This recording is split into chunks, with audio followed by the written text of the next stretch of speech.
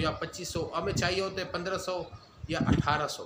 और उसके बाद हम जब कैलोरीज ज़्यादा लेते हैं तो बैठने का काम हमारा होता है, या उसके बाद मतलब है कि खाना खा लेते हैं उसके बाद बैठ जाते हैं, तो इधर काम ख़राब हो जाता है। फिर यहाँ पे सबसे बड़ा मसला हो जाता है कि हम जब कैलोरीज लेते हैं और उसके बाद बैठ जाते हैं, तो वहाँ पे क्या होता है कि हमें जो बॉडी को अच्छा, आज अगर आपने ये मालूम करना है कि मोटापा किस वजह से होता है और क्यों होता है, और उसका मतलब है कम करने का क्या तरीका है कि हम रमज़ान के अंदर उसको फास्ट मतलब वेट लॉस करें, तो बिल्कुल ही ईजी है और आपने टाइम वेस्ट नहीं करना है। तो मैंने भी टाइम वेस्ट नहीं करना है। चलो जी चलते हैं और आपको मैं बताता हूँ कि किस तरीके से आज की वीडियो है वेट लॉस के बारे में और वेट क्यों हमारा बढ़ता है उसके बारे में। तो चलिए ये करना है कि भाई हमारे जिस्म पे क्यों फैट बनता है, मोटापा क्यों आता है हमारे जिस्म के ऊपर। तो देखो, सबसे आसान लफ्ज़ों में मैं आपको कहूँ कि अगर आप जिस्म में कैलोरीज ज़्यादा लेते हो और आपकी जिस्म को रिक्वायरमेंट कम है तो आपको मोटापा हो जाता है। अब उसको किस तरीके से हम मैनेज करेंगे, मतलब है कि अगर आपको जिस्म में 1500 से 2000 डेली के बेस पे कैलोरीज चाहिए और आप लेते हो 3000 4000 कैलोरीज लेते हो, तो आप फिर क्या करोगे, आप मोटापे के शिकार। आप मोटापे के शिकार किस तरीके से होगे कि आपको अगर 1500-2000 कैलोरीज चाहिए तो बाकी जो कैलोरीज है वो कहाँ जाएंगे, जिस्म में कहाँ जाएंगे। तो हमारा जो लीवर है वो क्या करता है कि जितने भी हम लोग खाना खाते हैं, मतलब है कि अगर रोटी खाते हैं या चावल या कुछ भी खाते हैं, तो वो जिस्म में जाने के बाद शुगर बन जाता है उसका। तो शुगर की शक्ल में वो फिर उसके बाद जितने भी मिनरल है या कैल्शियम, मतलब जितनी भी उसकी विटामिन वगैरह है वो सारे तकसीम हो जाती है। अल्लाह पाक का निज़ाम है कि लीवर उसको तकसीम कर लेता है। लेकिन जब ज़्यादा हो जाता है कैलोरीज, मतलब कि 1000 या 1500 हम ज़्यादा ले लेते हैं कैलोरीज, तो फिर वो क्या करते हैं, लीवर उसको स्टॉक करता है। पहले तो वो मतलब है कि पेट के ऊपर शुरू हो जाता है, हमारे जो पेट है वो बहुत बढ़ना शुरू हो जाता है। उसके बाद फिर आपने काफ़ी लोगों को देखा होगा इन एरिया पे, इस पे काफ़ी फैट होता है, यहाँ पे होते हैं, मतलब है कि चेस्ट के ऊपर या कमर के ऊपर या टाइस या हिप्स या कॉफ वाले एरिया पे काफ़ी ज़्यादा फैट शुरू हो जाता है। तो वो जमा होता है और हम साथ में और भी वही कैलोरीज ले रहे होते हैं। तो हमें उस टाइम ये एहतियात करना चाहिए कि हमें समझ आ जाए कि यार हमारा जो जिस्म में वो मोटापे का शिकार हो रहा है, तो हमें उसी टाइम अपने ऊपर एक्शन लेना चाहिए, अपनी बॉडी के ऊपर, कि जो कैलोरीज है उनको हम लोग एकदम मतलब है कि कम कर लें। तो जैसे कि मिसाल के तौर पर मैं आपको छोटी सी मिसाल दूँ, आप 3 रोटी खाते हो तो फिर आप डेढ़ पे ले आओ, या चावल का अगर मतलब 2 प्लेट खाते हो तो आधे प्लेट पे कर लो, या छोटी सी प्लेट पे कर लो। या फ्रूट आप लेते हो जिस्म के लिए, मतलब है कि 150 से 200 मतलब है कि डेली के बेस पे 150 से 200 ग्राम फ्रूट की जो रिक्वायर्ड होती है इतनी है, ज़्यादा इससे नहीं चाहिए। मतलब हम लोग तो फिर क्या करते हैं 600-700 ग्राम तक ले जाते हैं फ्रूट को। तो जितनी भी ये चीज़ें हैं सबको हमने एक अपना वो बना लेना है। और उसके साथ साथ एक बात और भी बता दूँ, जिनका हार्ड वर्क है, जैसे मतलब 8 से 10 घंटे की वो हार्ड वर्क करते हैं, तो उनका जो जिस्म का वो काम करता है मेटाबॉलिज्म, और जिस्म उनका मोटापे का शिकार नहीं होता है। क्योंकि जब मेटाबॉलिज्म आपका सही काम करेगा तो आपकी जो कैलोरीज है वो जमा नहीं होंगे जिस्म में, वो बॉडी के लिए जितना में मतलब कि चाहिए होते उसके मुताबिक वो चलता रहता है बॉडी। तो मसला इधर बन जाता।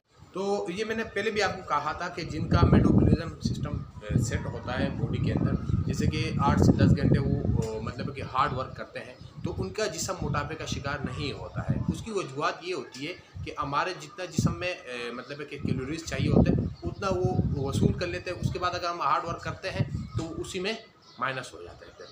तो मतलब है कि मोटापे की तरफ हम लोग नहीं जाते हैं, वो जिस्म से मतलब है कि पसीने की शक्ल में निकलना शुरू हो जाता है।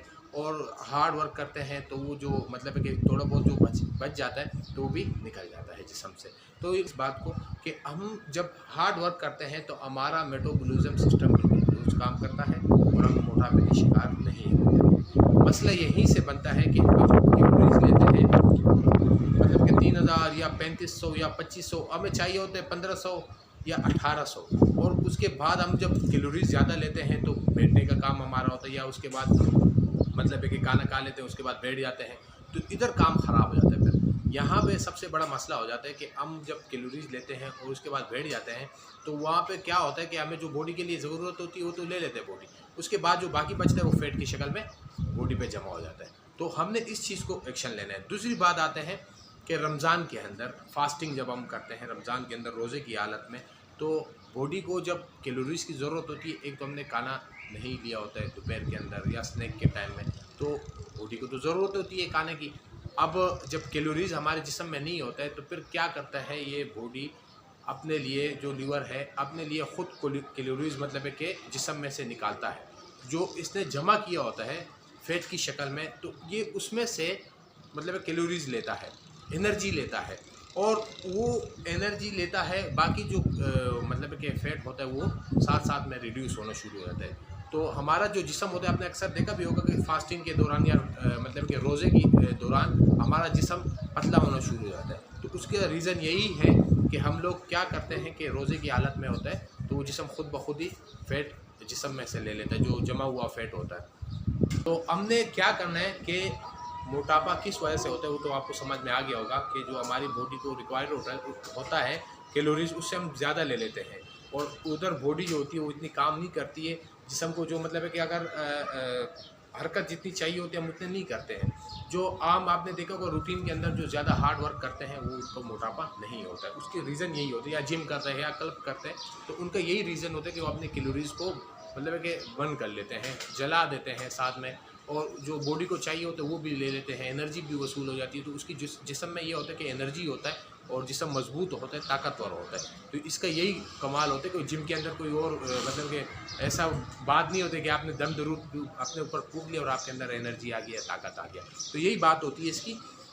अब इम्पोर्टेंट बात है उसकी तरफ चलते हैं, लेकिन जाके बैठ के तब हमने जब रोज़ा रखा होता है, रोज़े की हालत में होते हैं, और पहले से हम लोग उसको मतलब कि जिस्म को कैलोरीज़ की ज़रूरत होती है, हम लोग खाना नहीं खाते, रोज़े की हालत में होती है, जिस्म पहले से मतलब लॉस होना शुरू हो जाता है, बॉडी के अंदर जो फैट होता है वो लॉस होता है। तो अब हमने इसको क्या करना है कि इससे फ़ायदा उठाना है। जिनको मोटापा है, ज़्यादा मतलब कि मोटापा है उनको, और वो वेट लॉस करना चाहते हैं, तो उन्होंने क्या करना है कि रमज़ान के अंदर कोशिश ये करें कि आधा घंटा कम से कम एक्सरसाइज लगाएं।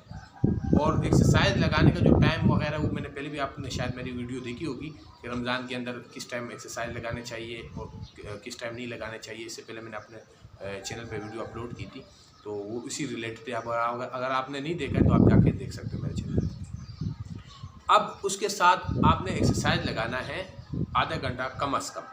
तो इससे क्या होगा कि डबल फ़ायदा में मिलेगा। एक तो बॉडी वैसे ही कैलोरीज़ जो है ना वो लेती है जिस्म में से, फैट लॉस होता है रमज़ान के अंदर, और जब हम एक्सरसाइज लगाते हैं तो मतलब है कि अगर 50% हमारा वेट लॉस होता है तो 25% या 20% हमारे एक्सरसाइज के ज़रिए वेट लॉस हो जाता है। लेकिन मसला इधर एक और है, एक मसला और है, वो मैं आपको बता दूं कि पहले भी मैंने वीडियो पे आप लोगों को बताया था कि हम लोग क्या गलती करते हैं कि साथ में एक्सरसाइज भी करते हैं, फास्टिंग यानी रोज़ा भी रखते हैं, और बेहतियाती भी करते हैं खाने पीने में। तो इसका बड़ा ख्याल रखना है कि खाने पीने के अंदर बड़ा मतलब अपना ख्याल रखना है, क्योंकि जब थोड़ी सी भी बेहतियाती हो जाती है तो सारे जो मेहनत होता है उस पर पानी फैल जाएगा। तो इसमें क्या है कि हमने अपने डाइट प्लान पे ख्याल रखना है। ये नहीं कि रोज़े अफ्तारी के बाद इतना खा लिया कि जो मतलब है कि हमारे को बॉडी के अंदर 2000 या 1500 कैलोरीज की ज़रूरत होती है, हम लोग 3500 4000 पे उसको ले जाए। हर किस्म की चीज़ें लेके ले आते हैं और खाना फिर उसको शुरू कर लेते हैं। तो इस पे बड़ा ख्याल रखना है इन चीज़ों पे। और अगर आपको वैसे भी आपको इस चीज़ का इल्म नहीं है कि आप यार मैं किस तरीके से अपना डाइट प्लान बनाऊँ, तो कोई आपके पास कोई वेट लॉस के बारे में अगर कोई डॉक्टर वगैरह है जो डाइट प्लान चार्ट आपको बना के दे देवे, वो सबसे बेहतर है। अपने इलाके में कोई भी होगा आपके, अगर उसके भी मतलब के बारे में आपको इतना मालूमात नहीं है तो फिर आपके पास गूगल है, गूगल में सर्च कर लो अपने डाइट प्लान, अपने उस पर बता दो कि भाई मेरा इतना वेट है और इतना हाइट है। और फिर भी नहीं है तो आप कमेंट्स में मुझे बता दो, हम इंशाल्लाह आपको जवाब देंगे इसका। तो उम्मीद करता हूँ वीडियो अच्छी लगी होगी।